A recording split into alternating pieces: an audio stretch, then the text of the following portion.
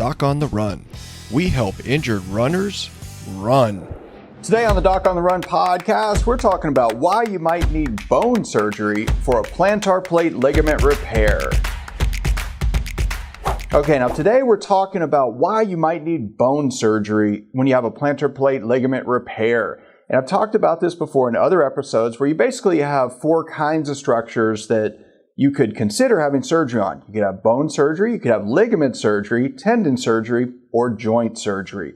And of course, when you have an injury to only the ligament, the plantar plate ligament, you might be wondering, why in the world would the doctor want to do surgery on the bone as well? Is she just trying to make a Mercedes payment or something? Like, what's the deal? Why all these other procedures? And hopefully this series on each individual set of procedures is going to help you understand those things in detail so you can make a better decision when you're considering surgery if you really want to get back to running. Okay, so let's talk about which bone we're actually going to be operating on if your doctor recommends that you have bone surgery for a plantar plate ligament repair. When you look at the foot, if we're looking at the second toe where you have an issue with the plantar plate, it's really the second metatarsal bone that's going to be the one with the surgical procedure. And then, of course, you have the three bones that go into the toe, which are the proximal, intermediate, and distal phalanx. What you also have, of course, is the plantar plate ligament. That's the structure on the bottom that actually holds this down against the ground. And when it gets torn, you start having issues, and that's where all your pain is. So your pain's right at the ball of the foot, right where the plantar plate ligament is, and you start getting pain there. We know you have a problem, and could even start to change into a hammer toe, or you have bigger problems.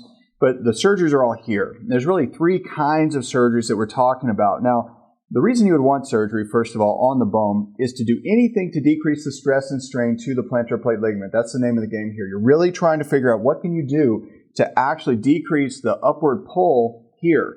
Now, one thing we can do, there are really three things. So the goals of the surgery are generally to, let's do it this way.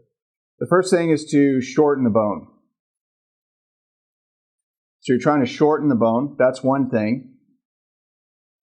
Second thing is to dorsiflex the bone, and we'll talk about what that means. And then the third thing is to unload the ligament. Okay?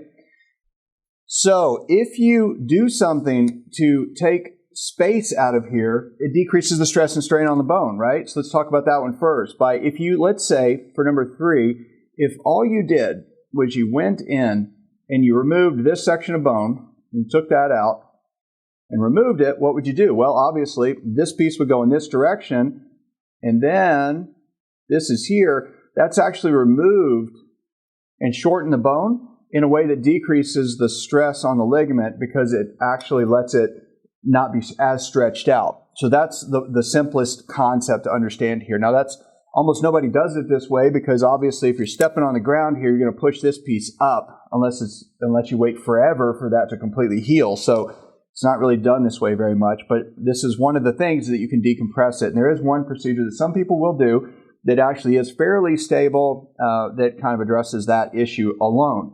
But here's the other thing. There are basically 3 different procedures we're going to talk about.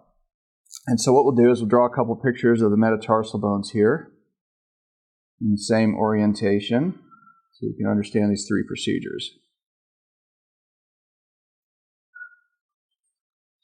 All right, again, we're talking about the second metatarsal bone, the one that's going to the second toe. And the goal is to get the toe down on the ground and decrease all of the tension on the plantar plate ligament where it attaches to the base of the proximal phalanx in the toe. That's really what you're trying to do. So the first thing we'll talk about is a while osteotomy. Now, osteotomy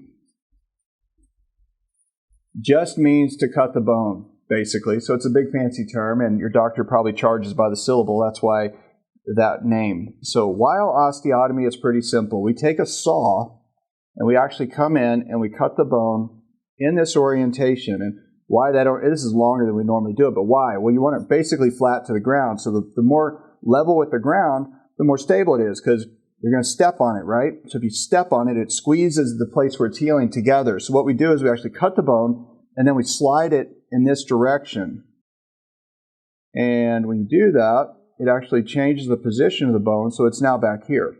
And we cut off that bit so that it's not in the way, but that actually shortens the bone in the same way that this does. That decompresses it, and it takes some of the stress and strain off of the ligament, because now the toe can actually move closer to the foot because it's going to move that much closer, and that decreases the stress on the ligaments. That's a while osteotomy.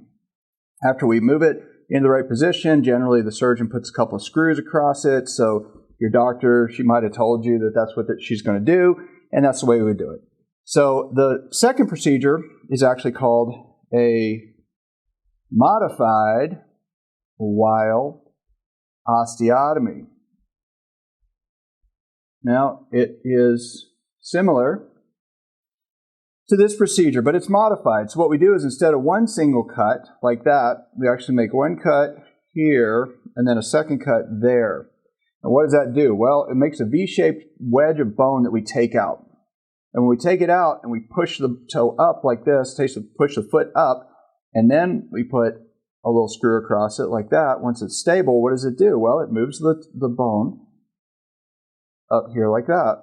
That does two things. So it shortens it a little bit, but it also removes the bone away from the ground. So that decreases the direct pressure and stress to the plantar plate ligament, while also decreasing the strain or stretch of the ligament at the same time. So now you've got less tension on the ligament, but you also have less direct pressure. So that does two things at once when you modify it and you remove a little wedge of bone. Now the next procedure is actually a thing called a floating V. And this is less popular today, but you still might find somebody that wants to do it. So a floating V is pretty simple. So if we look at your foot from above, where this is the first, second, third, fourth, and so on. You have the second metatarsal here.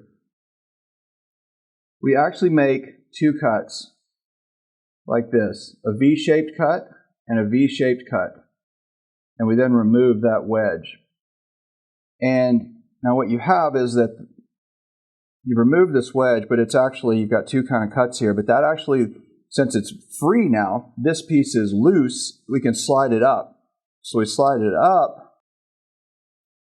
and now it's in a new position where it's removed the stress and strain, and it's actually come back a little bit because we have to move it in this direction, obviously, put it back together. So now you've basically effectively removed that part of the bone. You've now shortened it, and you moved it away from the ground. So why is that important? Well, we talked about this at the beginning. So when you shorten it, it decreases the amount of stretch in the plantar plate ligament.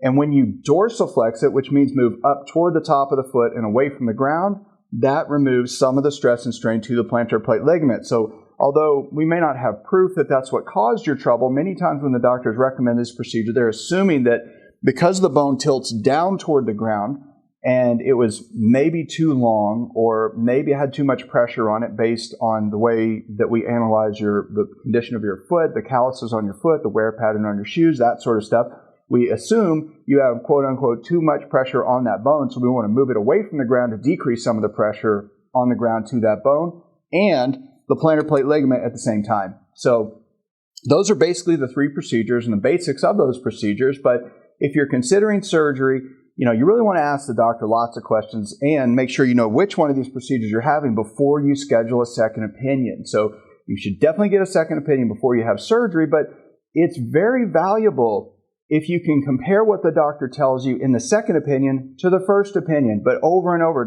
patients call me and they'll say, I saw a doctor, she said I have to have surgery.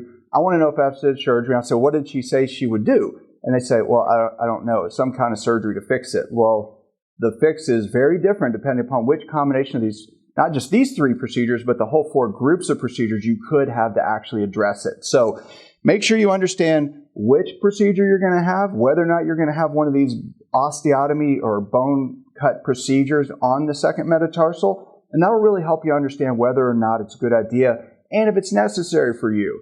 So check it out. If you found this valuable, if you like this instruction and you think it helped you understand it better, send it to somebody, share it, like it, do something so that it actually increases our ratings and helps other people find these demonstrations as well. So thanks for watching, and I'll see you in the next training. Doc on the Run. We help injured runners run.